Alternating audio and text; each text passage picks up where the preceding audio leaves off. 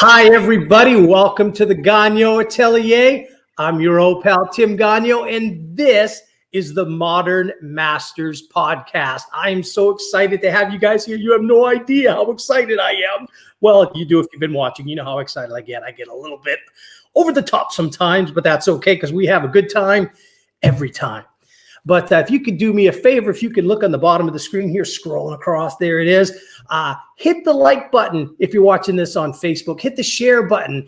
Do a watch party so that all your friends can know that you're watching and they can click and watch it with you. If you're watching us on the old YouTube, please hit the subscribe button because we have a YouTube channel now too, which is pretty fancy schmancy if I do say so myself. But with that said, guys, we really appreciate you watching.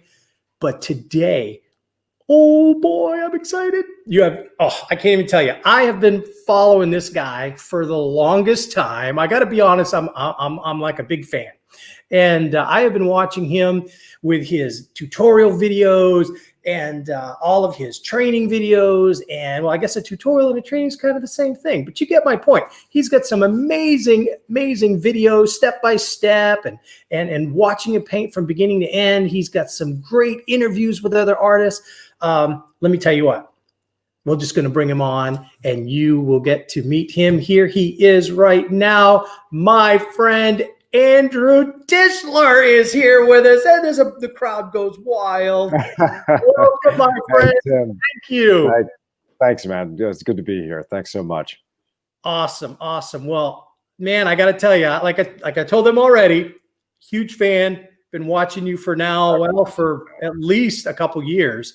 And wow. A lot of times in my classes on like when the students are just hanging out in class and stuff, I'll put your videos on and play them on the big screens in the school. Wow. And they'll just sit there. And a lot of them it's gotten to the point where some of my students will take their lunch just to sit and watch your videos in the class. And they're sitting there just eating and watching. Oh, wow. You're very popular over at Gulf Coast State College in Panama City, Florida. Oh my goodness! Well, thank you very much. That's very kind of you. It's good to have that impact with some people. You know, I'm just addicted to it. I love to paint. I love to teach. I love to share what I've got. You know, sometimes I feel it's not much, but I do what I can. But it certainly is a good life. Yeah. Oh man, yeah. You definitely. You know, it's like when you see those of you that haven't seen Andrew's art, and I'm going to put his website up here so you guys can check it out. Go to his website, and you're going to get a little mad because it's like, you know. Well, one of the things that I love, I believe in what the Bible says. It says iron sharpens iron, and sure. You need to be around artists that make you step up your game. That's right. And so one of the things that I tell everybody I know, I tell my children this all the time. When people are asking me, you know, what's your philosophy on art, Tim? You know, and I have a few, we all do. But probably one of my biggest philosophies as an artist is if you're the best artist in the room, you are in the wrong room. You need to get out of that room and go find a room where you are the least skilled artist in the room, because that's the only way you're going to grow. And so I love to watch artists like yourself that make me go, okay, brother, you got to step up your game, because if he's doing that, watch how he's doing it. And you know what I mean? I got to learn. I want to grow. I want to see it, you know? And so being around artists like that, even if it's on YouTube, that's what I want to do. And so you're quite the inspiration. And I know that your viewers, I'm just going to click here and check on your YouTube channel to see 302K subscribers. That's not a small amount. The trick is trying not to think about that, and trying not to be swayed by the numbers. But it boggles the mind sometimes. What I do as well, like when I make a video and I look at the the viewer count down in the bottom corner of the video, I'm thinking to myself, like, how many people would that look like if it was in a stadium? Visualize just 10,000 people just standing there watching you paint. It's like, it's a little freaky. Yeah, but you said something there. It's fun. I've done that. I've been. Oh, wow. I used to go for a year. I went on tour with this organization called Woman of Faith, and I was painting with my paintbrushes on fire in front of 15 to 20,000 women every night. Every weekend, right? And it was a lot of people, but it's a blast. That's cool, man. Yeah, you were saying something earlier. I just want to address that because I've been thinking that for a while. The videos have an interesting effect on people for the most part, which I'm really grateful for. People are inspired by them. They want to follow along. They want to sharpen their skills. They see a sort of benchmark. And they want to kind of push themselves to reach that. And I get so many emails and messages from people all over the place, just saying, "Hey, look, you inspired me. I've picked up the brushes again. I want to reach that level." And when I say that, I know how conceited that sounds, but for me as well, like it's hard to get a big head about it too when there's so many amazing, masterful painters that are alive today, but also from the past. It's hard to have a big head when you look at a Rembrandt or a Caravaggio or an Albert Bierstadt. Like you can't get a big head about this. You can see the heights we've reached in painting. But it's interesting that you say, you see this and you feel like you got to pick up your game. That's an essential part of this, I think, for any artist on a creative journey, is kind of taking that personal responsibility, because art's one of the most humbling things you can do. Your limitations are immediate; they're in your face right away the minute you pick up those brushes. And for some people, that is a good thing. It's a call to action. It is a motivating force that just goes, "Man, I want to work on this," or it breaks them. They go, "I will never amount to anything," and they put it away. Right. I do get a couple, like I'd say it's 99% positive, where people are like, "Man, I'm going to go and get it. This is awesome. You've inspired." Right. Thank you. Because that's the way I feel when I look at my art heroes. But there's a small sliver of people that are like, "Oh, what's the point?" And so it's so good. And for me, I love it. It's so, positive and reinforcing for me to go, yeah, okay, I want to keep doing this. When I hear people like you, and you can paint too, man, like, no bones about it. You can paint too. I've seen your work and just going, yeah, it's working. It's resonating with some people. So that's cool, man. I appreciate that. Yeah, it is. I'm going to show some of your paintings here. I'm calling some of them up right now as I'm talking to you. Just so people can see it, and you'll be able to see them and tell us what you think of these paintings. The things that. Hang on, let me get a bucket ready. Hang on. No, these are ones that you've done videos on, and these are some that I've watched you paint. Yeah, cool. Let's go ahead and try this one here. This one is that gigantic landscape that you did with that mountain here. Take a look at this one. Tell us about this room. Milford Sound. Okay, so I love this one. This was finished, I think, June of last year. The actual painting was finished. Then I've released a tutorial on that one earlier this year. Mm-hmm. So this is Milford Sound in New Zealand.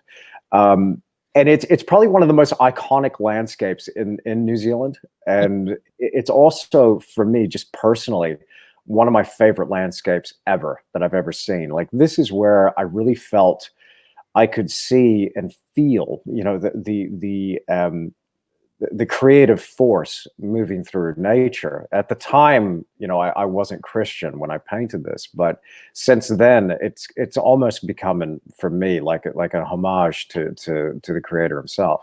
So, there's something. Chapter 1, God is His greatest evangelist. Type thing. This is amazing. So go ahead. I'm sorry. Well, yeah. So I mean, look, it's a big painting. It's about 1.4 meters or by 2.5 meters. So in feet for our American watchers and listeners, I don't know. I think it's about 6 feet by 10, 11 feet, something like that. Yeah. So it's a big. And I know that you use tiny brushes, dude. I've seen you use some pretty tiny brushes and small brushes, but I mean, so how long did that painting take you? 6 months. 6 months. Okay. About how many hours a day were you working, or did you work every day on it, or did you take breaks? I mean, no, I had to take breaks. So that was actually on the easel somewhere between a year and a half, somewhere like that. When I did the first studies for that painting, the first studies I was working on 4 or 5 years ago. So this idea has been in the works for a long time. Once the painting starts gaining, ground and it has legs, that's when I'll really drill down and focus on it and try and push that and get that over the finish line. But before that, it's kind of a process of maybe I'll have multiple paintings going at any one time, and I'll just go, do a little bit of block in here, let it sit, think about the composition, and then I'll go work on this thing while the other painting's up in the studio. So at any given time, I probably have half a dozen to a dozen paintings on the go at any one time. Right. Yeah. One's big like that. And do you work primarily indirect? So you let things dry and you do a lot of glazes? I mean, that's right. Yeah, I build it up with layers. And with something of that scale, very difficult to do it direct. Yeah. I don't care how slow your oils dry, man. It's very difficult to dry. Yeah. You could probably do a direct approach, just going zone by zone. But with the nature of the material that I use, so I use oils, but I also use alkyd resin, with liquid, which basically allows the paint film to maintain a permanent flexibility. It binds up those oil particles in a matrix and binds them in such a way that they're durable. And it also, will dry pretty much overnight, depending on the weather conditions and the humidity and that sort of stuff. But it's something that a lot of people, I think, have really, given liquid a hard time. But I love it, man. I absolutely love it. Yeah, you got to use it with a bit of ventilation, but I think it's a great product. I remember hearing an interview where you were talking about solvent-free and different things, and it can get tricky. I mean, I'm a fan. I kind of like the solvents. They smell so wonderful, and I know they'll kill you dead, but careful. It's like, well, liquid's not technically liquids. It's not a solvent. It's a medium. Solvents you got to be careful with when mixing into your oils, because they can really break apart those chemical bonds and structures that are made by curing linseed oil. It can shatter those bonds. So you want to. My general rule of thumb is I use medium for my paint. I use solvents for cleanup. That's it. And so the only time I'll ever use a solvent is to thin down a wash of color to make my initial ground color, which is normally burnt sienna or burnt umber. So I'll wash the canvas with that color, and then I'll wipe it all away, all of that excess away. So therefore, there's only the stain of a color left. It's very thin. It dries, very quickly. But there's nothing there, and the paint, the block-in layer just bonds immediately to that. Too much solvent, it can just, your paint particles, like they almost come away on your hand. If you rub your hand over the surface, it powderizes that paint. It's just, there's nothing there bonding it. It makes the molecular integrity just completely fall apart. The structural integrity. Exactly. Yeah, exactly right. Anymore. So solvents are definitely, and I've been trying to work my way, getting a little more solvent free. I pretty much clean my brushes now with linseed oil, and that's it. And that seems to be working pretty well. Now with my work, I combine, like, all of my underpainting is actually acrylic, because I'm painting on aluminum panels that I gild the entire panel gold. Wow. Man. And then so I put a sheet of acrylic gel medium on top of that to seal everything. And then I put I use text, but I'm terrible with can't do it that way. So what I do is I put there's this new product out, and what it allows you to do is basically you can print from your inkjet printer onto acrylic. And so I do text, and then it just lays down the text right on top of the acrylic painting, and then just leaves it there. And peel it away, and the letters stay. So that's how I do all my text. And then I put another coat over that. And then I'll do the figures, the last piece, the last thing in oils. Because it just got to have oils. Got to have oils in there. If I could paint all day in oils, but I couldn't do all that gold and gilding and text. Yeah, that'd be a trick, man. That's quite a technical process you have there. It takes way longer than it should. Way longer, but it's fun. But most good things should. Most good things should. There you go. That is correct. Let me show another one here. This is a landscape, and I had to do it because it's my favorite bird. So let me show you this one. This is your cassowary. Oh, wow. Okay. Yeah. Cool. One of the things I love about this landscape is just the size. And I don't mean that what I love about this landscape is that mountain looks massive and huge. You know, it doesn't look like it's forced. The atmospheric perspective is there, but you see the magnificence and the size. You feel it, the size of the mountain here, which is one of the things I really love about your landscapes. You can just feel the grandioseness, if that's a word, of nature. It's just unbelievable. Love it. Oh, thanks, man. Yeah. So this painting. So the one on the right here. So this is called Southern Heights, and it's a mountain that's just outside of Wanaka. As you're headed towards Rob Roy Glacier, just outside Wanaka in the South Island. I've used a bit of artistic license. It was actually a ridge. It was more a face of a range, and I've truncated it. I've cut the middle section out and just like squished it together to make more of a pyramidal form in the center of the composition. And at the time that I painted that, maybe about 5-6 years ago now, I was really taken, still am, but I was really taken at the time with Edgar Payne's work.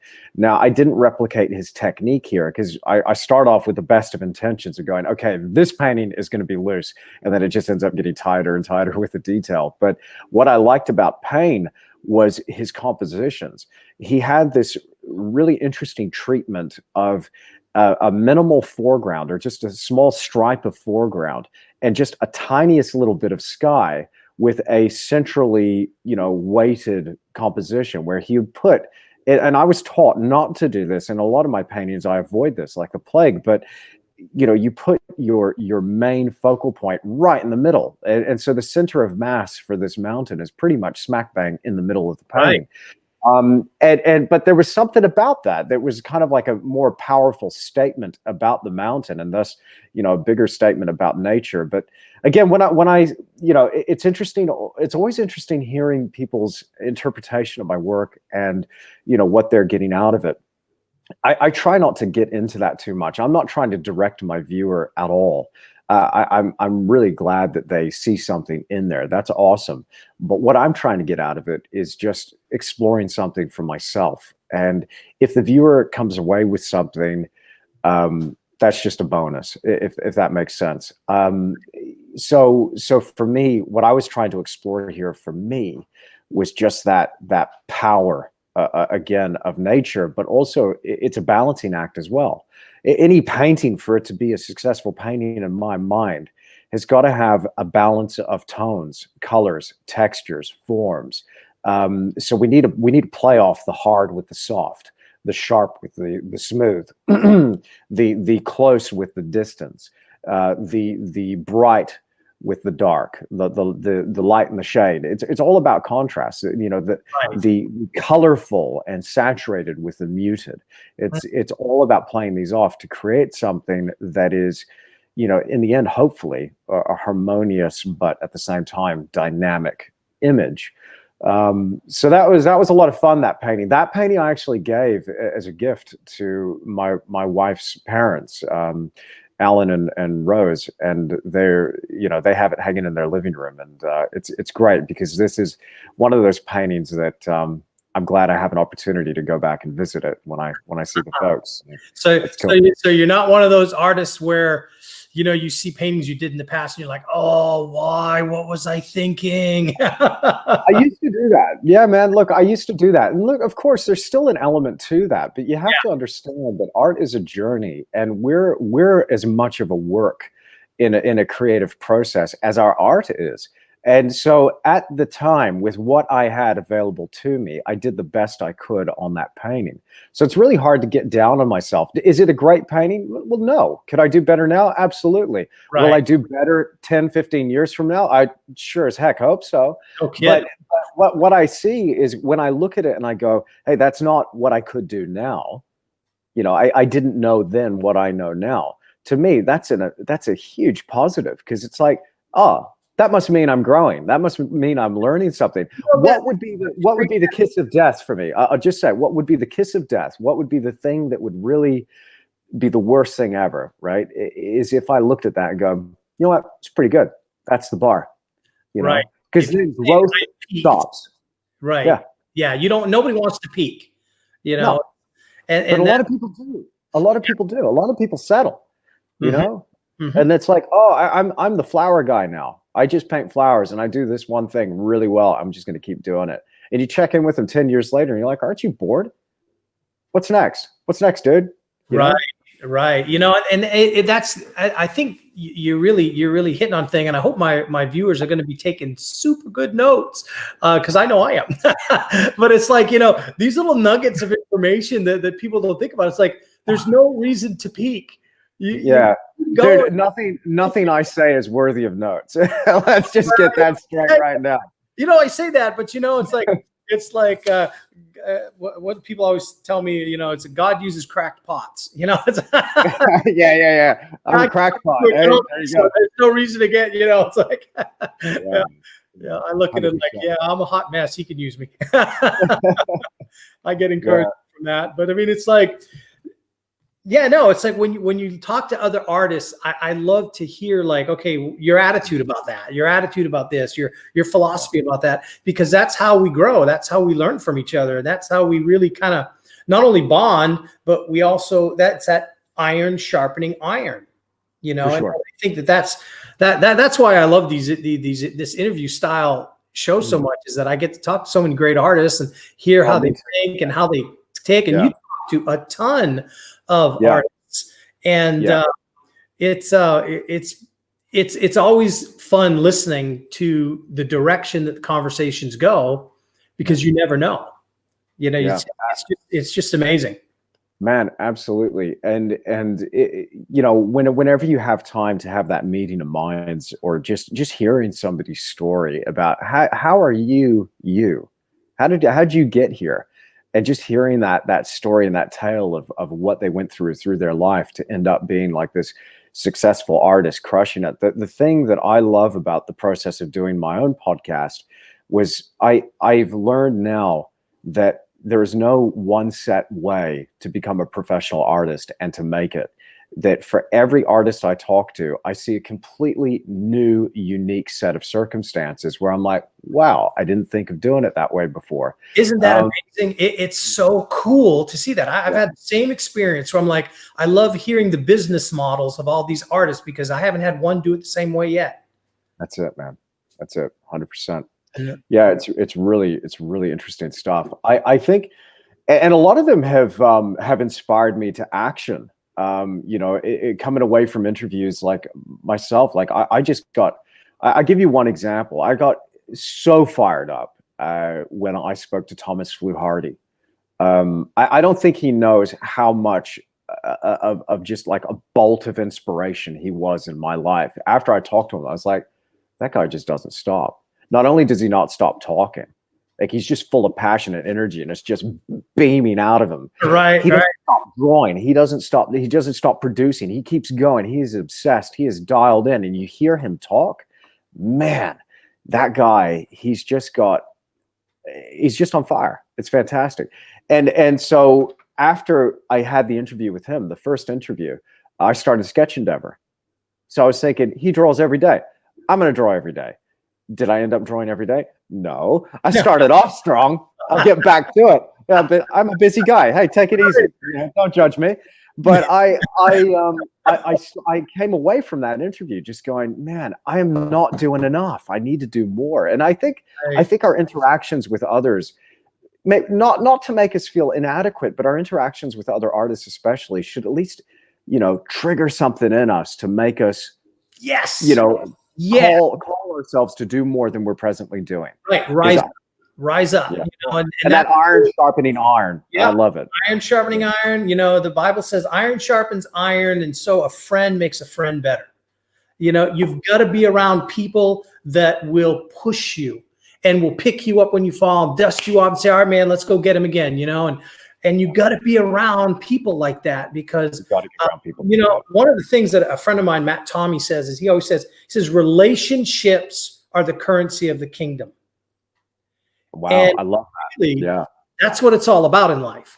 And what I've always told my kids was that the highest form of currency is relationship, because it will buy you things and get you things that money could never buy you. But it's more than that. It's deeper than that. You know, relationships are the single most powerful tool in the world, because that's what moves everybody forward. And when you're in a healthy relationship with another person, whether it's an art colleague or a spouse or just a friendship, the tighter that can be, you start to develop that relationship. And the deeper it gets, the more you earn the right to speak into that other person's life, and they can speak into yours, and you just end up making each other better. Look, I couldn't agree more. Yeah. Absolutely. I mean, absolutely. I you know, I got a lot from my father growing up, and a lot of things that I hold dear to myself, like just in terms of my personal philosophy going through life. I just find myself repeating things that he said. One of the things that we talked about when I was very young was the quality of your life is directly proportional to the quality of the relationships that you keep, the quality of the people that you have around you.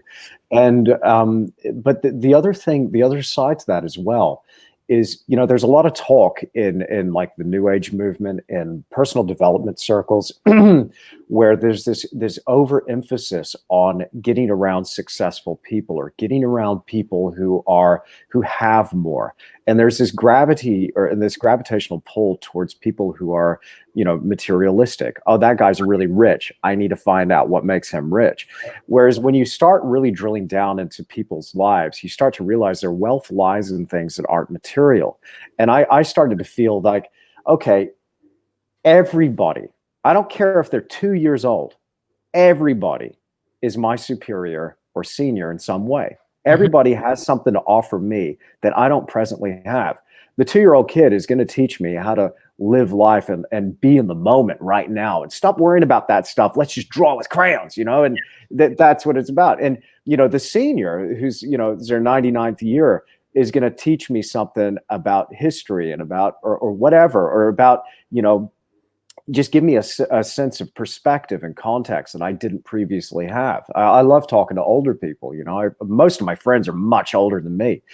And, you know, there's something about that once you start to look at things in that way, you start to build up your career and you build up your personal circle with people, and you start deepening those relationships. And then the more successful you become.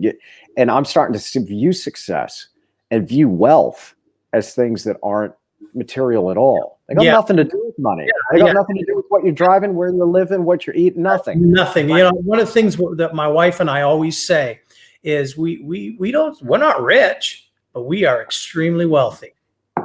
Amen. Yeah. And wealth has nothing to do with money. Yeah. And, you know, we've got a beautiful family. The Lord has blessed us with a beautiful home. And it's not even about the possessions. It's about our life and the things of how our lives. I mean, we'll go for a walk in the neighborhood, and we're talking about how our lives are so blessed. And it's like, we're wealthy. Look at how wealthy we are. We're the wealthiest people in the neighborhood. And it's like, because it's not about money. It's about attitude. It's about heart. It's about your life and how you fill it and what you fill it with. You know, one of the things when I was first starting my career, and I started my career when I started making the transition into full-time art, one of the things that I did was performance art. So cool. Going on stage, and I was painting the big speed paintings. You know, you paint really fast, and you flip down. Oh, look, it's this. And so it was. And when you're doing performance art, you need a shtick. You know, a little bit of Yiddish there, but you need something that separates you from the pack. So my thing that I separated myself from the pack is while I was doing that speed painting, I lit my paintbrushes on fire. No, you actually literally lit them on. I breathe fire at the same time. I'm painting and whoosh, breathe fire, and whoosh, breathe fire out my mouth, and all this. It's a young man's job, I'll put it that way. So, but that was my shtick, and I did that. And I started to really start to go, I was in these giant mega churches. I was going on tour in big giant stadiums. And I remember hearing one of the big, backstage, all these famous, public speakers and preachers and musicians and people like that, basically stars. And, one of them said, your character is more important. And the way they phrased it was, your talent can take you places that your character cannot sustain if you're not ready for the big spotlight. And so like with you've got all this big following and you got all this thing. And I remember hearing you talk about keeping your head the right size and trying to stay humble about it and all this and how it can get, you got to be careful. And it's like, as we grow, who do we surround ourselves with? What is our circle that we surround ourselves with to keep us both humble, but also growing? Because when we have one of the biggest mistakes that people make in life, both in the church and not in the church, is that overt, incredible high levels of talent equals spiritual maturity or blessing. And it doesn't at all. And so, but that's the mistake a lot of people made. They're drawn to people of incredible talent and skill because they're enamored with it. But that doesn't mean that person has any character. So surrounding yourself with people of character first and seeking that out first is what's going to really take you onto the rocket ship of true success in this world, and that's really the way that I look at it. It's like, make sure that you surround yourself with people of character and conviction and things like that. And then everything else falls into place, Well, but in 100%. In terms of just it's so interesting that we're going to, because I've been thinking about this so much recently as well, because you see examples of people that are insanely talented that should have done more with it, or they ended up just destroying themselves with drugs or something else that you could just see where people just lose it totally. And again, when you're doing art, and you're trying to really be the best you can be, it's kind of where talent meets that hard work. But again, I mean, if you're looking at this right, it's really hard to, how do I put this? I mean, it's hard to get a big head about that and get lost if you're really dialed into what really matters. So now, like, I mean, in the last few years, I've been spending before coming to faith, I've been spending the last few years making myself as miserable as possible because I didn't have the right focus. I didn't have the right rudder on the ship. So consequently, I was just kind of out there and just spinning around. Right. But now it's very much God and Christ centered, and it's pointed at that. And I can't believe I'm being as open about this because I normally don't really talk about it much. So it's nice to have an opportunity to talk about it like online, But this is the place to do it. Most people know it, some people don't. Gagnon Atelier is a ministry. And we have we're an art-based ministry. We talk about art, we talk about faith, and we talk about how they go together and all of that. And I'll tell you straight up, I know for a fact, without any shadow of a doubt, God made you to be an artist. Well, I feel that, and I think but he also made me to just again, it's really difficult to get a big head about painting, about creating something when you're coming face to face with the creator himself. Yeah. It's like when and I have had people say this to me, it's like, wow, that's a great painting. It looks better than real thing. I'm like, hang on, whoa. No, it doesn't. No, God made the real thing. And I'm just trying to nip at his heels and like get to that. But I will never do it. This is the beauty of it. And to me, this is why I like the Christian philosophy so much, and I'm proud to call myself a Christian, is because I think this is the thing we're charged with as people, with faith, is that Christ calls us to be Christ-like, but not be Christ. There's a difference. Now, people in the New Age go, "Oh, Christ is an ascended master, and therefore it's up to me to find my inner Christ, and now I'm going to be just like that by getting to level 7 in my meditation." I meditated for 6 hours today, and to me, this is a way of literally trying to lift yourself by your bootstraps. You can't do it, Right. but by realizing that and humbling yourself to go, this is the charge. You're charged to walk that path and get as close as you can, but at the same time, understand you can't do it. Right. And that is the fundamental difference between Christianity and all world religions. It's basically, in a nutshell, Christianity is not a works-based faith system. Man cannot do anything to rise up to the level of God. God comes down and picks us up because we're a faith-based system. You're saved by grace through faith, not by works or meritorious deeds. In Christianity, biblical Christianity anyway, there is no giant stack of meritorious deeds you could ever do to get you to be good enough. And when, as an artist, you look at that and you put that philosophy towards your art, the way I look at as a Christian artist, and I look at my skill. One of the things, again, I'll tout my buddy Matt Tommy from Thriving Christian Artist website. You'll have to check him out. He's a pretty good cat. Yeah, cool. Yeah, but he talks about, as Christians, we need to be filled and skilled.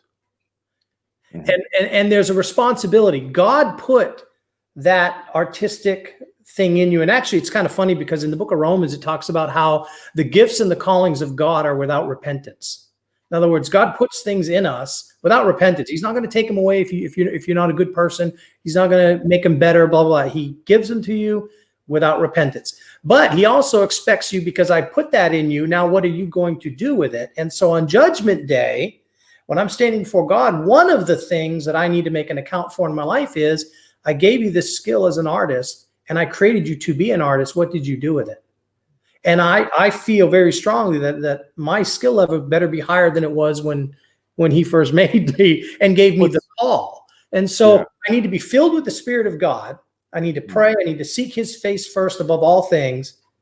But at the same time, I'm also responsible for increasing my skill level as a way to honor and worship him, because this is my key thought for my entire life is it comes from Exodus chapter 15, verse 2. And it's called the Hidur Mitzvah. It's an ancient Jewish tradition. And what that passage says is that he is my father's God, and I will glorify him. He is my God, and I will glorify him. But that word glorify is a very unique Hebrew word. And what the ancient Hebrew rabbis, they chewed on it for a long time during the Babylonian captivity. They came up with what it actually means is glorify God by making beautiful things. Awesome. That makes your brain as an artist go kaboom. Oh, that's the permission I needed. That's it. Thanks, man. That's the thing, is that God wants you to glorify him. See, nobody paints like you, Andrew. They may paint similar, but nobody paints like you. It's a fingerprint. I can look at 10 paintings online from 10 different artists, and I will recognize your work like that, because it's distinct. Okay, it just is. It doesn't matter if I'm looking at Ricky Mujica or David Cassan. I'll be able to pick them out because it's a unique fingerprint. And so, but here's the beauty of it is exactly. So when you're sitting at the easel and you're sitting at your spot and you're painting and you got everything set up and you got your music on and it's just that you and God and a paintbrush moment. You're painting and God is just dancing over you because you are worshiping him in a way that nobody else in the universe can right then at that moment, because he put that in you. And I attribute it to it's like kids that, like my kids or my hopefully soon here grandkids, they're going to make me a card one day, and it's going to have glitter and glue and slime coming off it, and they're going to hand it to me. And it doesn't matter if my wife bought me a brand new car. That card covered in glitter that they made by their own hands trumps everything. And that's going to the fridge for the next 50 years. You know what I mean? And so your paintings and my paintings and all these other artists that are working, sculpting, whatever, God's refrigerator has got our paintings on it with magnets. Yeah. And one day in heaven, he's going to show us, he's going to take us in the kitchen, and there's on his fridge is going to be our paintings with big old magnets holding them on there. And it's going to be amazing and beautiful and glorious. But that's what God, he put. Did you ever see? Now I'm going to age myself. Okay. Well, hang on 1 second. 1 second. I just want to, just with that analogy, I have a feeling that God might actually have my report cards next to those paintings as well. Hey, what's the story with these grades here, bud? What's you know? Hey, Tim, can we take a quick pause? Can we take a quick pause? Yeah, I'm having a bit of a situation here. I'll tell you in a second. But just can you give me a minute? Sure. Yeah. No problem. Thanks, man. Thanks. Okay. Absolutely. But so yeah, I mean that's my philosophy though when it comes to being an artist of faith.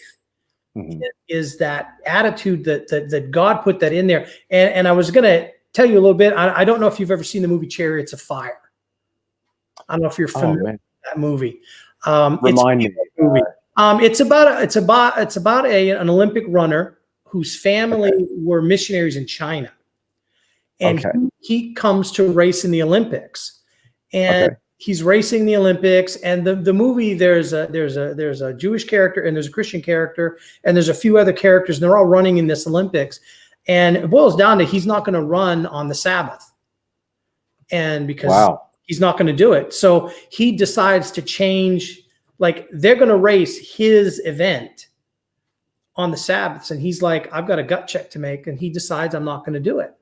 So he has to run a different race and this and that. Well, during the whole, and of course he ends up winning gold and all this glory anyway. But what's interesting about his story, and it's a true story, his family was very offended that he wanted to be a runner in the Olympics because he was seeking glory, worldly glory with his Olympic dream, and that he was being selfish and he was being and they wanted him to go back to China and be a missionary. And so his sister leaves China, comes to see him, and she sits him down, and they have this heart to heart. She's like, you're coming back with me. And he's like, I'm not going to do it. And she's like, but you're sinning. And he's like, I'm not sinning. And she's like, you're sinning by seeking after Olympic glory, and you're wanting to run instead of be a missionary. And this is what he said. And it really, it's a life-changing thing. As an artist, looking at your art and your faith, he said to his sister, God made me for a purpose, but he also made me fast. And when I run, I feel God's pleasure. Wow. And so when you're painting, God put that in you. When I'm painting, God put that in you. When my friend Lee, who's sculpting, when he's sculpting, God put that in him.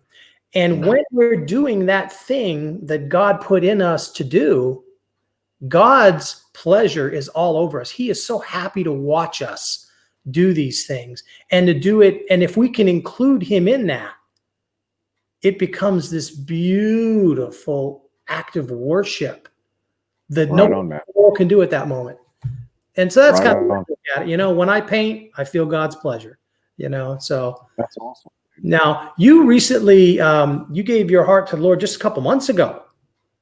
Well, 6-7 months ago. Yeah, that's right. You're the new kid on the block, so to speak. Yeah, I guess. So let's start. Pretty green still. Not just because I'm wearing this hoodie, but I'm pretty green. So let me ask you, how has your art and the way you go about art, has it changed? Have you noticed a change? Have you noticed anything different? Yes, definitely. But it's been an interesting time as well for a lot of people around the world for various reasons, you know, because I think it is also important to kind of acknowledge what's happening in the world, you know, as well. So it's been an interesting time for me, but again, you know, just acknowledge what other people are going through for them as well, whether it's dealing with, you know, a pandemic, air quotes, and you know, everything that comes off the back of that, and economic pressures, and then with what's happening currently in the United States in regards to, you know, racial issues. There's a lot happening. So a lot of that has kind of come in and colored the way where I find myself at the moment. But I just want to set that to one side and just, you know, speaking specifically about this, because it is also kind of difficult to separate that out from what I'm doing now in my current artistic journey, because I'm always thinking about it. And because you see, when I'm painting, I'm not thinking about painting. So I'm actually listening to, whether it's an audiobook or a podcast, or now I'm consuming too much alternative media. So I'm trying to balance that out now with a little bit of scripture stuff and some of my favorite sermons and pastors and things like that. So yeah, it's been an interesting time. I think the biggest thing that's changed for me is the kind of the overall goal and the justification for doing the work in the first place. Before, and we touched on this a little bit earlier on in our conversation, but before, the justification for making a painting was, you know, I want to make some money. Okay, why do I want to make money? And you just kind of follow that through. Like, I want to be here because where I am right now isn't enough. So I want to have this much money, drive that car, live here, you know, do this, do that. But it was always things that were external to me. And what this has been is a big reset, and not just a reset. Like, it's been like a heart transplant, a complete shift in my psyche. And the thing that was so spooky about it was it changed my personality in an instant. And I think part of it, it's not just like, oh yeah, okay, I hear what you're telling me about Jesus, and I believe it. Yeah, I believe it. No, I got it. Like, in an instant, I got it, and it was like, whoa. And then the part that comes with this that people don't really like is repenting and actually seeing and turning the lens back on your past and your life and who you are at that present moment as well, and just going, some changes need to happen. And you're showing, it's like holding up a mirror and you're showing who you are. And not only as an artist, but as a human being, I was showing, hey, you're doing it wrong, kid. This is the path now. This is the way, the truth, and the life. This is the path. This is a narrow path. So start walking in that direction. Right. Turn away from here, go in that direction. Right. Yeah, that word repent is a scary thing for a lot of people. And when you realize it literally means turn around. Yeah. And the other way. That's all it means. Yeah. You know? And go ahead. But with that, like, so it was turning around from the way I had kind of approached my work, my journey, my creativity, and now going, okay, how do I really do something that is honoring everything that I've been given? You know, I like the parable of the talents as well. And again, it's a bit what you're saying before. And it's like, you know, I believe so strongly that I've been given something. And when you're given a gift and you value it and you cherish it, you know, naturally you would want to use that gift with all of your might and just get everything out of that you can. Because it would be an insult to the person that gave it to you not to. You know, it's like if you gave somebody an expensive gift and they just took that thing and put it in the drawer and it never came out again. Right. Like, hey, where's that thing I got you? You know, I don't see you, you know, reading it. I don't see you looking at it or whatever. You know, where's that thing? And be like, oh yeah, I'll get to it one day. You think, damn, that cost me $180. Like, are you serious? You know, but I imagine that you know, I don't know, but I imagine that if you know, God was looking down and he could see that he's given generously these gifts to, you know, his children, and you know, some different gifts, some maybe more than others, whatever. There's, I guess you could argue that one way or another, but I feel strongly I've been given something, so I think it would be an insult not to use it. And I don't think previously, A, that I was using the gift, or B, that I was probably using it in the wrong way, that a lot of it, again, was going for things that were external. Now, don't get me wrong. You would have, you know, a year ago, if we were having a conversation, most people, they probably would have seen me and gone, oh yeah, he's a good guy. Yeah, Andrew. Yeah, I know Andrew. Andrew's a nice guy. He's a good guy. But it's just that thing that you feel. It's that again, a rudder on the ship that you feel inside you. What Right. is leading you and pulling you? Now, the other part to this as well that I'll bring in, you know, at this stage, the cat's out of the bag. I think a lot of people that watch my stuff, I don't talk about conspiracies, but they know that I'm a conspiracy theorist because that's what I call myself. Right. I have a theory that there are many conspiracies out there, so that makes me a conspiracy theorist, I guess. But what I started digging into is as I realized how much of the world has been overcome and overrun with the ugliest side of humanity, greed, just giving in to all various forms of depravity. It's just shocking what's going on. And I came to the realization and understanding, and again, people could argue this one way or another, but for me personally, my view is, there is a force of darkness in the world. I believe that Satan's a pretty good word for that. And I believe there are people out there, because they say as much, that they are following that. And so as I'm painting and listening to all of this stuff and educating myself about, everything that I had been taught my entire life was a lie, to just opening my eyes going, is that what's going on? Because if that's what's going on, what I can say for sure is what we're being told about the way the world works is a lie. It doesn't get me any closer to the truth necessarily, but I do definitely know what I'm being told is complete BS. So what I was starting to realize is, okay, if that's true, give me the opposite of that. And that's immediately just led me into Jesus's arms. Immediately. It was just this kind of aha moment. It's like, oh yeah, oh, there is a different side to this coin.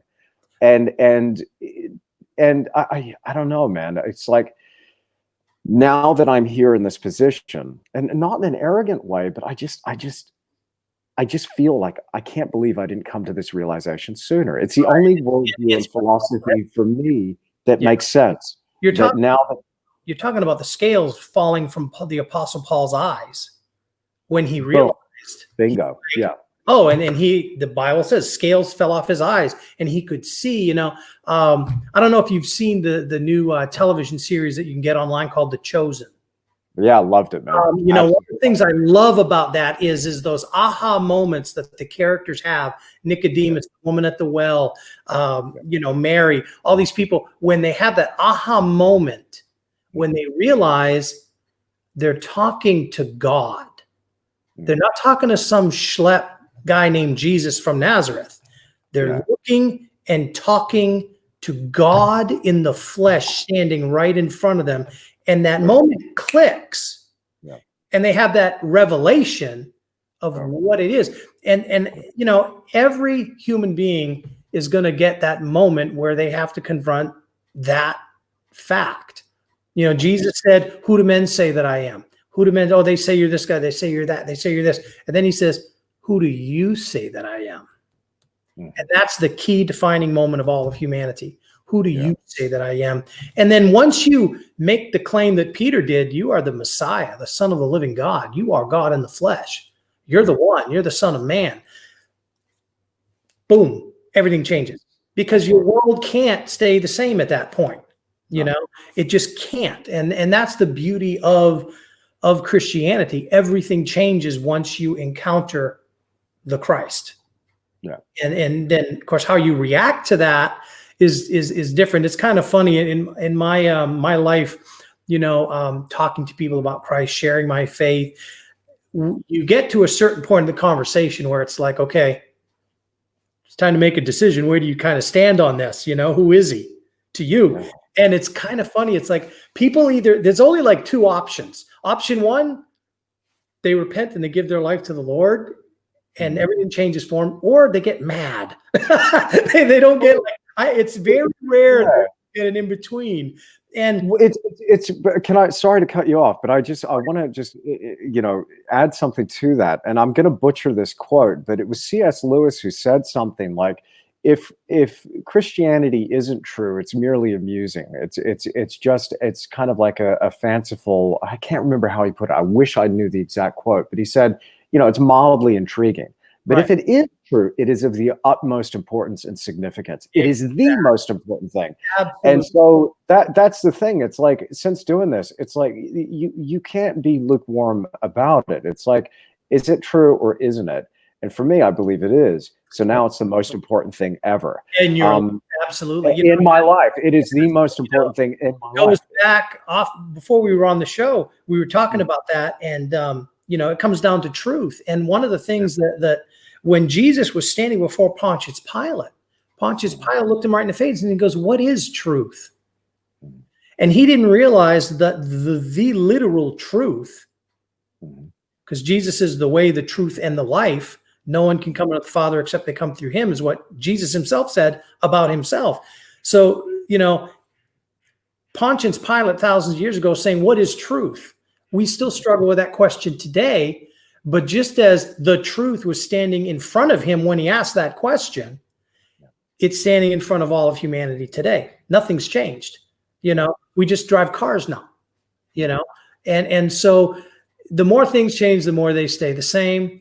But the fundamental question is that Jesus stepped into history and changed everything.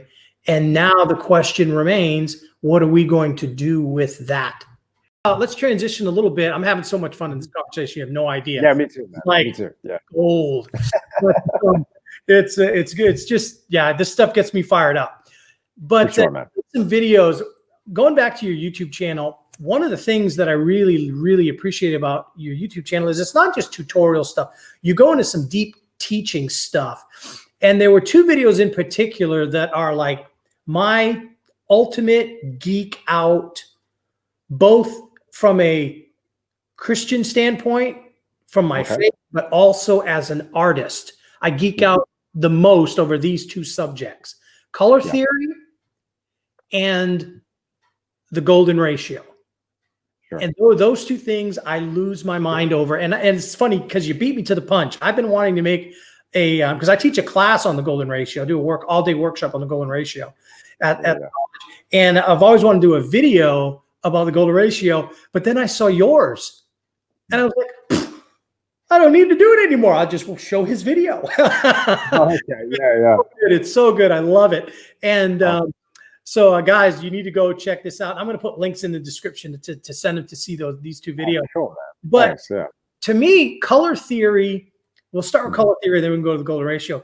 These for sure. Things that are like fundamental aspects of the physical universe. In other words, God's design. Yes. If you found a watch on the moon, you'd be like, you wouldn't think it just happened there. Somebody put it there. Too intricate for it to just happen by happenstance, And so it's like when you see color theory and you really study it and you look at the light waves and the way they interact and the Bible says God is light. And so it's like the more you study color theory, the more it just blows your mind at how amazing God is and how he's constructed the way we see light, the way we experience light, the way that we do all these things. And it's just, I know you're a big fan of Thomas Kincaid. So yeah, let me unpack the color palette for you. But before we do, you did bring up Thomas Kincaid, and I just want to qualify a couple of things. I did early on. I said that I was a fan of Thomas Kincaid. In fact, when I did a video, and there are so many art heroes that I have that it's hard to mention all of them in a little YouTube video. So I chose my top three, and I chose those top three for different reasons. One of them, I had somebody that was fantastic technician. It was Carl Rungus. Somebody else who had a massive calling and a cause, and that was Robert Bateman. And then somebody else who was great at business. Three different categories by which I was rating these artists. Right. And that's not all the categories I could have named, but those were my top three. You got to be a great technician. You got to have skill. You got to have a reason why you're doing it, and you got to do it really well and treat it like a business. Otherwise, guess what? You're going out of business. Right. So I saw Thomas Kincaid in particular as somebody who had enough business savvy to not only grow his business to where he was worth tens of millions of dollars, but become one of the first artists that was traded on the public stock market. And by the time he passed, doing $4 billion in sales. Now, if somebody's going to do that with their business, I'm paying attention. Now, to be honest, that wasn't Thomas Kincaid that did that. He had people helping him. He had people like Eric Kuski, who was doing the licensing for him. He had Rick Barnett and another guy, Ken something. But he had this group of people who had different backgrounds that saw what Tom Kincaid was doing, going, we could use this guy. We could do something with this guy. Now, Thomas Kincaid had the presence of mind and the wisdom to go, I need to delegate things that are outside my wheelhouse to people who really know what they're doing, put my trust in them, let them carry it and take it on. And then let's grow this thing piece by piece by piece. Thomas Kincaid stayed in his lane. It was the people around him then that turned him into a multimillionaire. Now, what went wrong for Thomas, as far as I could see, was intemperance, was an inability to wrestle with those demons personally. I personally have seen in my own immediate family and within myself, I recognize a tendency to get lost in sin, right? And I like sin, the term sin, the way the archers use the term. Yes. To sin in archery is to miss. Right. There's the target. You're still trying to get the target. You're just not hitting the bullseye. You're just not hitting the bullseye. And to sin is to miss that target. And so whenever and again, it's kind of like the path that Jesus is talking about, that narrow path, that's the path the arrow should be traveling down. And when you sin, that ain't the path. You're on a different path. Right. So I was looking at this, and there was a fascinating book that I listened to on Audible. It's called The $1 Billion Painter. Oh. And it's by Eric Kuski, who was in charge of Thomas Kincaid's licensing deals. And so he wrote this tell-all book, and it totally shed a different light on Thomas Kincaid for me. I not only had more respect for him, but I also had less respect for him. And so I was looking at him going, man, he was doing those things, and those things that he did were really on the money. And over here in his life, man, those things, he was really missing the mark totally, and completely lost himself. Like there were, you could get yourself into a franchise and get your own Thomas Kincaid gallery. Those people were wholesale ripped off, dude. Like not only just a little bit, they were taken to the cleaners, and the legal stuff, the hoops they had to jump through, they bought in off the emotion of the dimming of the lights. And, oh, can you smell the cinnamon and feel the warmth from the fire and all that stuff? They were sold hook, line, and sinker. And then there's a lot of those people who lost everything through that deal. So I look at that and I go, Thomas Kincaid, what are you doing, bro? What are you doing? You can't do that to people. So yeah, okay, it's easy for me to judge him sitting here, but maybe if given his story, his circumstances, and his unique set of characteristics of his personality, maybe I'd end up doing the same thing. Who knows? Those aren't the cards I was dealt. But it's interesting to look at a character like Thomas Kincaid and go, okay, what do I like about what he did? Right. And again, and I think he ends up becoming a cautionary tale. Oh man, does he ever? And but you know, again, so did King David. Yeah, 100%. Solomon, you know, it's not. It doesn't matter how you start; it's how you finish the race that matters. 100%. And so, Kincaid is a very interesting story, but it's a massive cautionary tale. Yeah. So I look at it and I go, okay, what do I like about this story? What don't I like about this story? And let's really examine what he did right.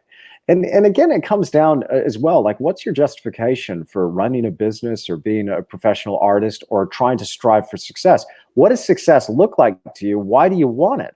At the time, earlier on, it was about monetary success for sure. Who wouldn't want that? Right. But now, yes, do I want that? Absolutely. So I can have more? And I'm not saying that because I want to be a good guy here, but I feel in myself now, I'm being called to be all I can be for other people. Right. And now that I'm doing that, there's something about that that's just clicked into place, because I get this voice in my head now. It's like, hey, Andrew, guess what? Have a good time painting, but guess what? It ain't about you. It's not about you. You know, and that leads to what we've been talking about with your YouTube channel is that you're becoming a mentor to other artists, and you're teaching them, you're training them, but you have this amazing opportunity with the size of your audience now to start talking about those deeper issues as an artist. Yeah. What does success mean as an artist? What are the pitfalls? What are the things, so that you can start mentoring? And it's really that maestro's heart that you have this golden opportunity to be a father to artists that are younger than you, that you can raise up the next generation of artists and teach. I don't know, man. That's a lot of responsibility right there. It is, but it's like Queen Esther. Mordecai told her, "You were created for such a time as this." And Andrew Tischler, with your hundreds of thousands of followers on YouTube, and God's got a plan for that. But still, man, like I can't. The minute I start thinking about the people following me is the minute the gig's up. I can't focus on that. It's just like, okay, you got a paintbrush in your hand and a camera over your shoulder. Get to work. Bingo. Don't even think about that. Get to work. That's a good point to make. Yeah, that's a great point to make. It's not about the followers, but it is about your teaching and your training. So just enjoy that and do what God built you to do. Absolutely. And the other side to this as well is I think the internet, and I know we're getting off topic, we want to talk about color theory, but the other side of the internet is it continually channels and forces you to start looking at material stuff that's external to you and get you away from the focus where I think God wants you to be, which is on purpose, on mission, on target. And so, yeah, the minute I start thinking about algorithms, likes, comments, views, all that sort of thing, is the minute it's like, well, hang on, I don't like this. It feels bad. The thing that feels good is getting the feedback from somebody going, "Hey, I picked up the brush after 35 years. Thanks a lot for the video." Yeah. That's what feels good. So I could happily do what I'm doing right now to 10 people. I can happily do that. And now it's just what's simple. Where is that balance? But anyway, look, let me tell you about the color theory, because there was a couple of things that you mentioned there and again, this is what I find so fascinating about, what we do as painters. And my particular view on color and color theory. The thing that I find so interesting is how limited we are as artists and the infinite palette that God has to deal with. But for a painter, what we have to do is we mimic what we see in nature. And to do that, you only have a certain amount of parameters that you can work with. When you're dealing with light, which is God's palette, you're dealing with an additive process, and the sky's the limit. Everything's luminous, or there's a lack of light, and the range is vast.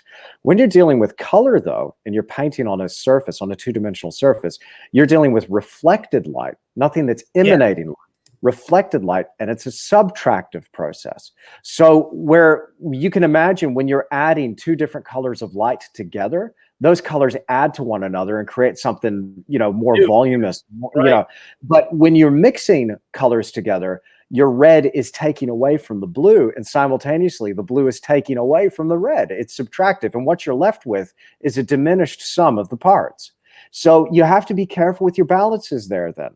And how you build up color and how you treat color. So what I do, knowing that everything is subtractive, knowing that everything's going to be diminished, I embrace that. So I diminish everything right down. I don't do it by turning down the lights and dimming the studio. I mean, I do paint in a dim studio, but I do it by making everything drab and muted and then start turning up the volume within the range that I'm given. The darkest dark that I have is black. I don't use black, so it's a mixture of umber and ultramarine. The lightest light that I have is titanium white. I hold myself back from there by using lead white, bring it down a couple of notches. And because I've mixed my black, now my range is even less than somebody using pure white and somebody using black. So now I've got that window. So how do I handle that window to create a convincing, mimic or illusion of nature? That's the challenge. That keeps me hungry. That keeps me showing up at the easel to go, man, I can't wait to just try and mimic God's creation today. I can't wait to do that. Like, that's so cool. And do it in my own little limited way, but I can't kid myself at the same time. Like, this is nowhere near what's in front of us.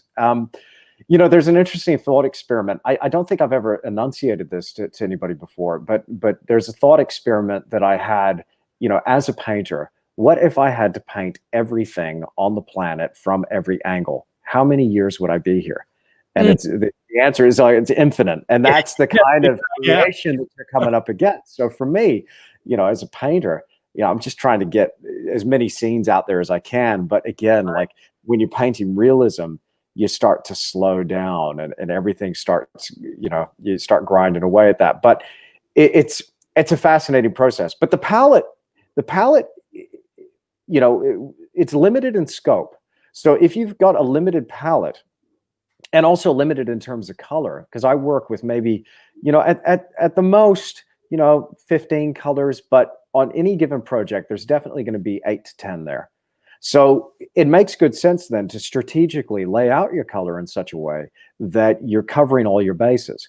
And those bases are basically your main color groups of your reds, your yellows, your blues. And then from there, you mix your secondaries, your oranges, your greens, and your violets. Right. And occasionally, you're not going to get clean color.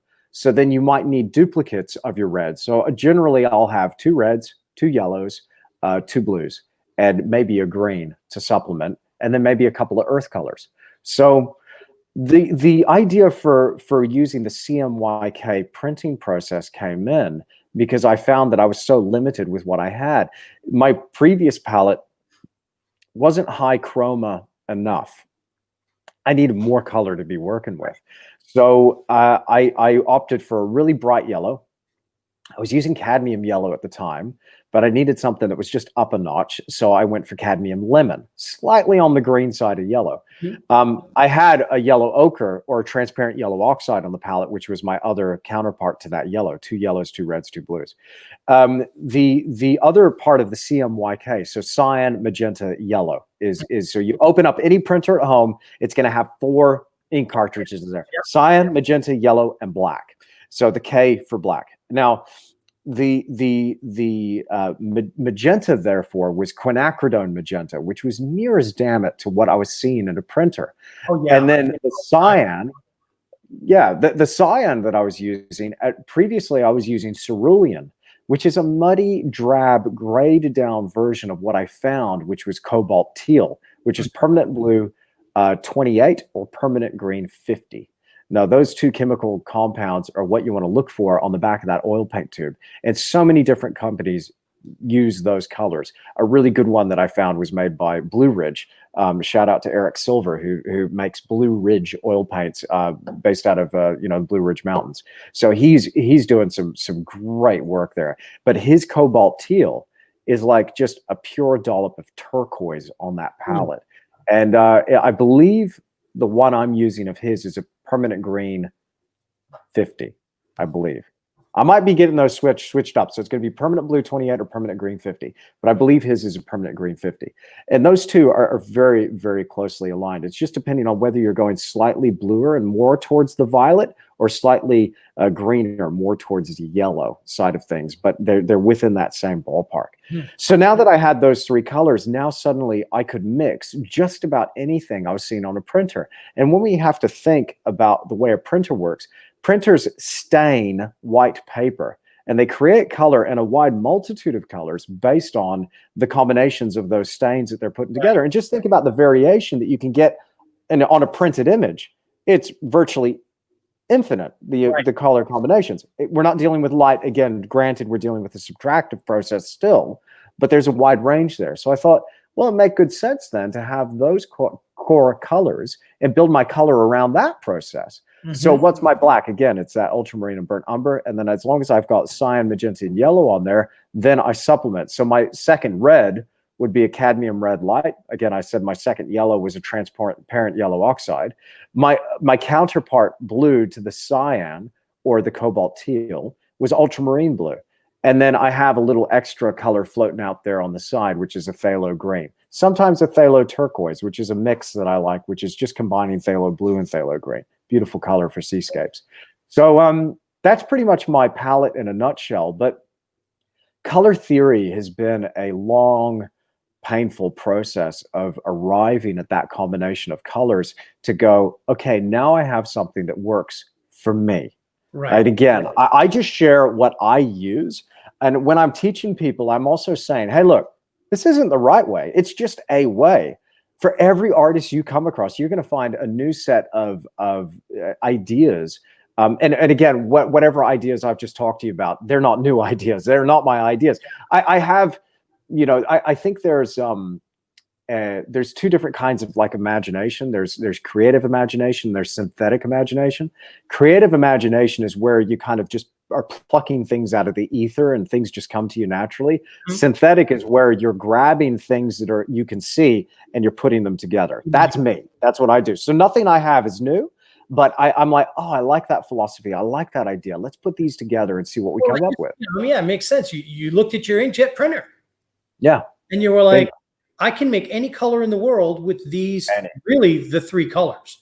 And so it's like, you know, people don't realize that black cartridges really can be used by itself. You don't need it to print.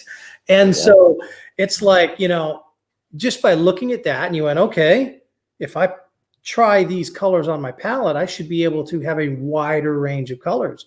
But I can tell you, when I started playing with that, it's definitely a life changer.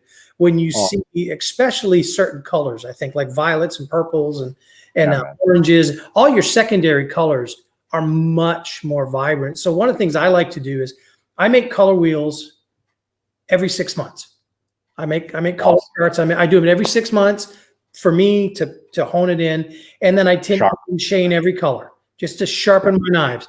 And what I do now though is I take both color models. So I have your traditional yellow, ultramarine blue, and a cad red, and I'll make a color wheel just with that. But then I'll take the CMYK palette that you've come up with, and I'll do that also, and I'll make them both next to each other and tint, tone, and shade all the colors just to practice. And I can tell you that CMYK palette, boy, when you put them next to each other, it's dramatic. It's like it's just zinging with color. It's like high chroma, high key. It's just reminds me of the old back in the day when I got out of the military and I opened an airbrush shop on the beach. You know, the hot colors, the hot pinks and the hot yellows and the hot oranges. That's the kind of colors that you can get with the CMYK palette versus the other one. So there's that video. And like I said, color theory is one. You could spend the rest of your life studying color theory and never get done. But then your other video that I really love is your golden ratio video. And again, I'm going to put the link to that in the description below here, because that's going to be like, I want people to see it, because you really nailed it. You really nailed it. I've got probably 10 books in my library on the golden ratio, what I prefer to call it divine proportions, as Leonardo da Vinci did, because to me, it's God. I mean, it's God. I remember telling another artist who was, no, she was an atheist. She was a sweet girl. She was young. She could have been my daughter. She was so young, but we were talking about, and I was talking to her about the golden ratio, because she was asking me about my designs and these things. How do you come up with that? And, you know, I like the way you lay out your artwork. It really flows. And I'm like, yeah, well, I use the golden ratio and use divine proportion. She's like, what's that? And I'm like, you know, here we go. I started to just talk to her about, you know, just the ratio 1 to 1.618 and how it's in your belly button. You know, I put your finger in your belly button. That's the 1. And then the 1.618, your hands, all the bones in your body. And I'm talking to her about how the ancients discovered it, that it just exists in nature, that geometry is the only math that wasn't invented by man. It was discovered to already exist in nature. And so I said, they realized that, then for those of you that aren't understanding this, you've never heard this, there's a ratio in nature that basically, I call it the universal standard of beauty. If that ratio is there, it's usually universally considered to be beautiful. And if the ratio is not there, it's either damaged, diseased, or man-made. Yeah. And so the ancients, and when I was talking to this young lady about this young artist about the ratio, she started to get uncomfortable. And she told me, she was like, I don't want to talk about this anymore. I said, well, what do you mean? She goes, it's making me uncomfortable. And what was making her uncomfortable? I had never said the word Christ, never said Jesus, never said God. I was just showing her, look at this ratio, and everywhere it's in nature, from the smallest thing in your DNA, the DNA helix has it, all the way to a spiral galaxy has it, and everything in between, all these things. And it was making her realize that's a design, which implies a designer, and that made her uncomfortable. It was it does. It does. Yeah. Yeah. you know, I mean, it made me feel uncomfortable because it made me have to look and think a thought that I didn't want to think before. And yeah, people are absolutely entitled to their views, and just that's my view. That is what you're talking about. That it alludes to something that is deeper. That's not just brought about by blind luck. But it just happens to be a view that I share with millions and millions of Christians and other people of various faiths. So for me, the thing I liked about the golden ratio is just from an aesthetic point of view, it worked. It was just something that worked. So when you study art history and you really start drilling down into paintings and classical paintings, a lot of paintings from the Renaissance. Yeah. And the Renaissance simply is just a resurgence and a rediscovery of classical ideas and a celebration of things that were already there. There were developments and things in the Renaissance for sure, but it's just this explosion based on classical ideals that were already established. So the golden ratio is an idea that has been around for a long, long time. Thousands of years, thousands. Yeah, but it's something now that is just, I think it adds so much to whatever we're creating when we use it, whether it's music or it's painting or it's sculpture or it's architecture. It's everywhere, and that's the thing. This kind of this pervasive quality of it that in nature as well, that I think it's important to be aware of as an artist, particularly if you're a traditional realist. I have a little thought that I want to throw out there. Something dawned on me recently that I hadn't really entertained before, but I have the opinion that modern art was specifically designed to destabilize culture by doing away with tradition. I have no time for it. But I've heard a few interesting conspiracy theories about modern art itself. But when you look at the modern art movement, it takes ideas like the very thing we're talking about, whether it's color theory, composition, golden ratio, or whatever. It's denying what is and what works. Therefore, you're kind of denying God, aren't you? And then you're actually putting in there something that is void of meaning. And what does it do? It separates us from our ability to use art as a vehicle to access the divine. We no longer have that as a mechanism or a way to celebrate what is true, what is beautiful, what is wholesome, what is good. And now we have things that are completely void. I tried to remember her name, but my brain just will not let me do it. But you can see this trend happening in art. And again, I know I'm going off on a bit of a tangent here, Tim. My apologies, but there you can see this trend happening in art. You can also see the trend happening in culture. I would like to present this little bit here. So take Tracy Emin's bed, Unmade Bed, that won a prize, a major prize. And I think this is now 20 years old, this work of art, but it's still relatively current, when we're talking. And all it is an installation of an unmade bed in the middle of a gallery. And, there are various bits of, paraphernalia spread out. And, I think there's a used condom in there or whatever. And it's just this ugly thing. And it won a prize. And, she was being interviewed and asked, well, is it beautiful? Oh, yeah. She thinks it's beautiful. Great. You look at what happens with that and the divide that occurs and how it separates now people who are searching for things that look good. And when we're searching for things that look good to us and hit those aesthetic buttons, what we're really trying to do is find something, because we subconsciously, I think, link up meaning with what is beautiful. And we search for the divine through things that we find beautiful.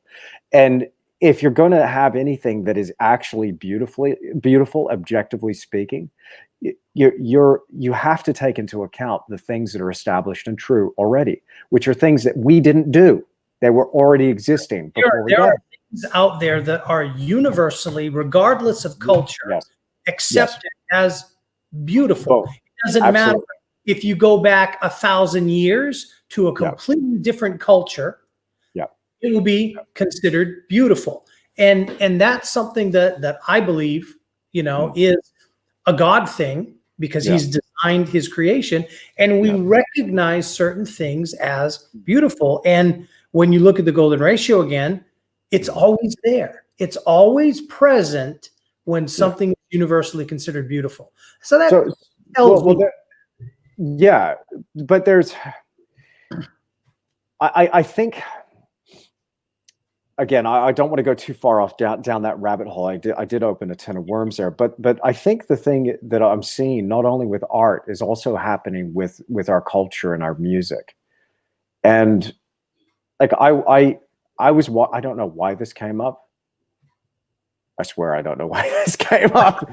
YouTube normally throws suggestions at you based on things that you've been watching, and I was like, I haven't seen this. And I've recently reset my browser so that it's not tracking or recording, because I don't like the idea of being tracked and recorded. Do I have anything to hide? No, not particularly. But apart from like this long history of conspiracy theory videos that I watch, but this thing came up on a suggested the tiles that come down and suggested links, and in a moment of weakness, I clicked on it. Right.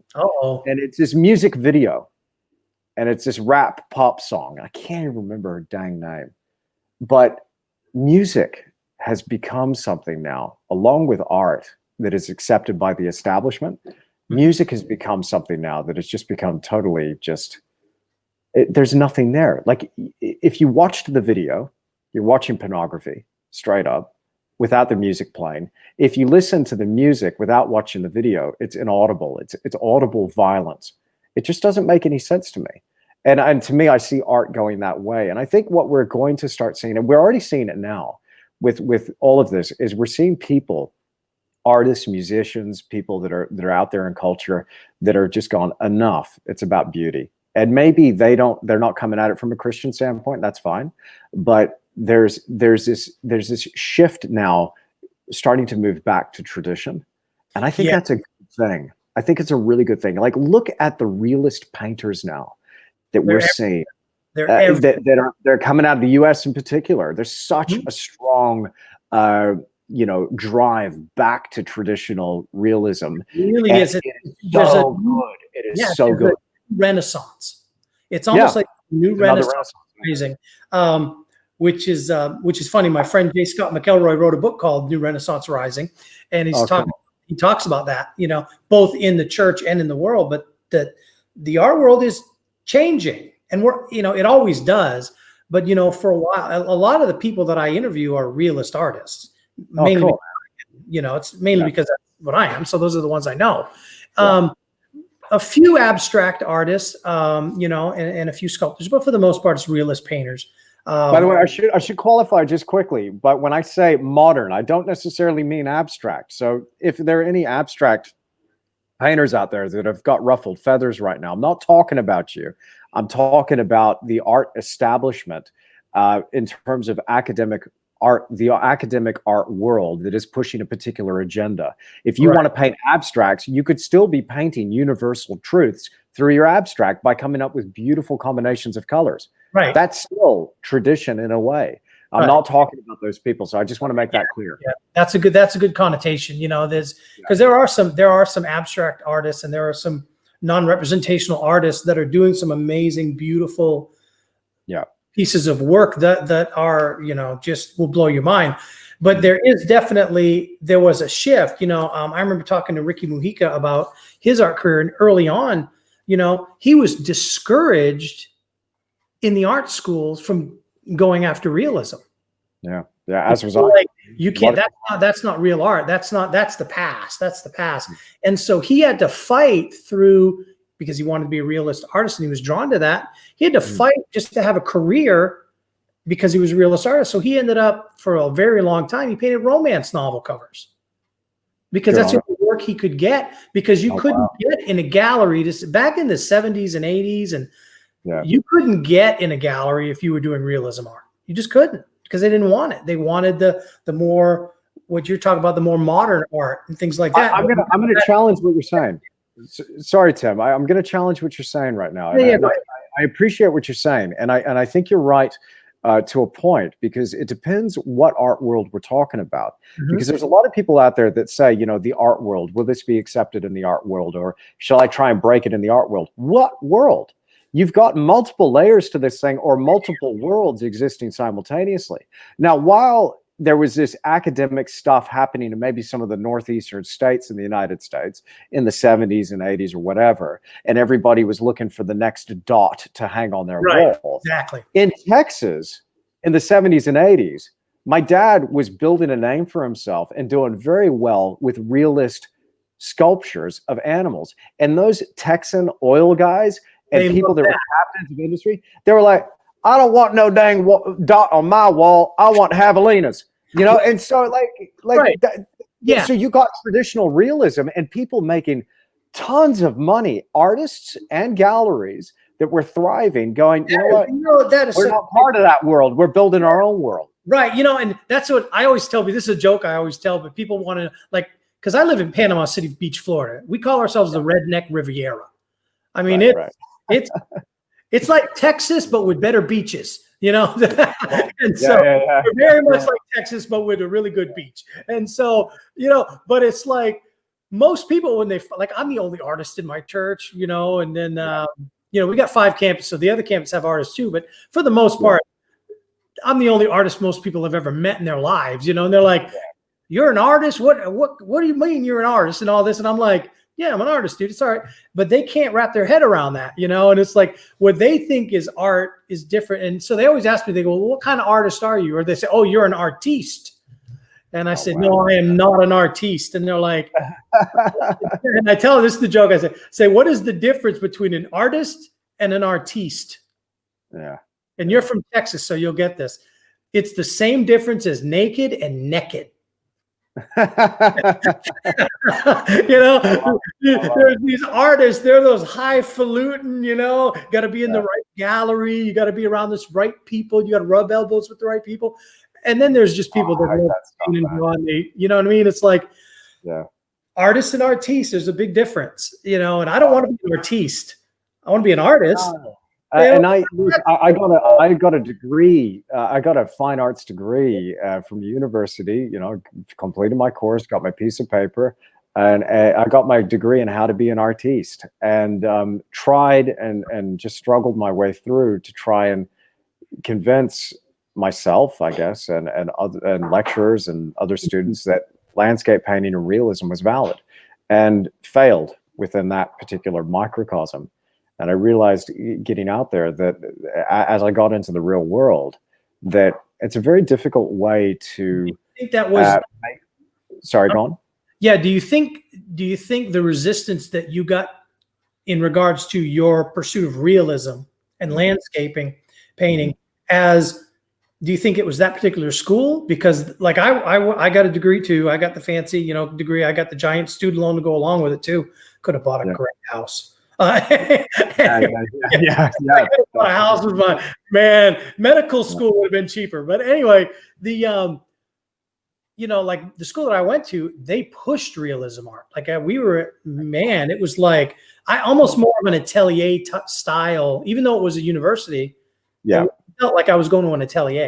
Yeah. So there are so many options that we have available to us as artists now. If you want to study painting in particular, right now, instead of going to a college or a tertiary institution that was an academic course like I went to, you can go to an atelier and study under artists and actually learn techniques. Or you can study online with some of your favorite artists. I teach online. I have free videos on YouTube, but also on my website. On my store, people could find, full tutorials. Right. And so, So I share a lot online. But nowadays we live in a world where we have those options to us. When we say art school and studying art, be very careful. You could end up going to a college and end up with mountains of debt. Or you can just go for a season or a semester and just go and drill down into a particular technique. Let's say you want to study portraits, go to an academy or an atelier that offers a short course in that and go and study it, or buy somebody's DVD. You know, that like right now, you can learn with the best of the best. You can learn with, you know, we are in or Casey Ball or John, you know, David Kassan or me. You know, I got portrait stuff on my Andrew Tischler, you know, let me tell you what, but what an amazing time we live in. You know, I mean, I'm 48 years old, going to be 49, and it's like we didn't have when I was coming up. I grew up in a really small town. There were more moose than people where I'm from. And it's like, you know, really tiny, isolated town. I mean, we would like when I joined the military, I drove 5 hours on a bus to get to Boston, Massachusetts. That was the deep South. You know, I grew up on the Canadian border in New Hampshire in the woods and all this. We didn't have art, anything that could, you know what I mean, give me direction. Now with YouTube and Google, it's limitless. It's like we live in that fanciful future that, you know, science fiction practically of what's available to people instantaneously to learn. It's a glorious time in a lot of ways. Yeah, very much, man. Very much. It's an extraordinary time, and there are options available to us if we use those options, you know, responsibly, and just kind of think about it, ask those questions as like, what do I want to get out of this? What's really in it? Where am I going with this? And that's you know, I think, yeah, you could end up going down the wrong road, or you could end up just testing it out by just trying something. Like paying $100 or, you know, $50 for a DVD and just trying it versus, you know, thousands and thousands of dollars in college debt. Oh yeah, college debt. Yeah. And the other thing as well, you know, the thing about those tertiary institutions is they're not in the business of teaching you technique. They can't, because there's no one there to teach you that. They're going to teach you how to be interesting at dinner parties, and it will barely work. Barely. Maybe. That's a good point. no one wants to talk to me at a dinner party. I'm not funny. That's funny. That's funny. But I had a great time talking to you today. I know you got to go.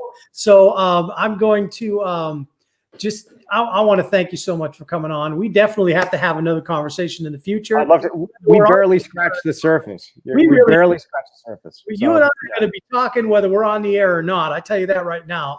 Cool, man. I look forward to that. I loved meeting you. I can't wait to talk to you some more.